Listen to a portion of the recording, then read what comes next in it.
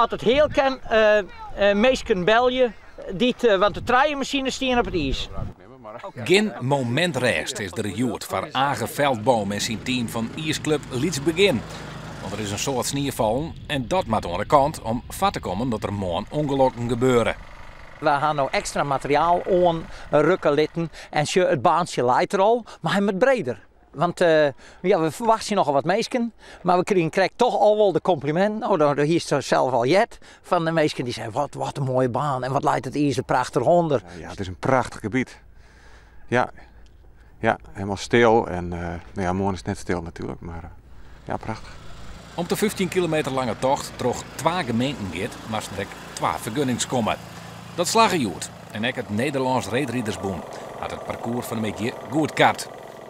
Ze hebben het hier prima voor elkaar. Het is een enthousiaste club hier die altijd al jaar en dag goed organiseren. Dus daar hebben we geen twijfel over. Goed 4.000 mensen kunnen morgen aan de familietocht meedoen. Even de rieders die het ijsjoert al even testen, is de ijskwaliteit poer best. Dat is het Nederlands Reedriedersbond ook opvallen. Nevens het boen is Jennewoord een van de favorieten om de eerste marathon op natuurijs te organiseren. Nou ja, als je nu naar het weerbeeld kijkt, dat was tot gisteren overal hetzelfde.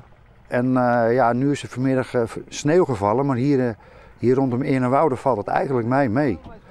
En ja, als de komende dagen de sneeuw er wat af wil, dat de organisatie het eraf schuift, ja, dan zou het mogelijk hier midden volgende week kunnen. De tocht begint morgen om 10 uur. De verwachting is dat het smoordruk wordt.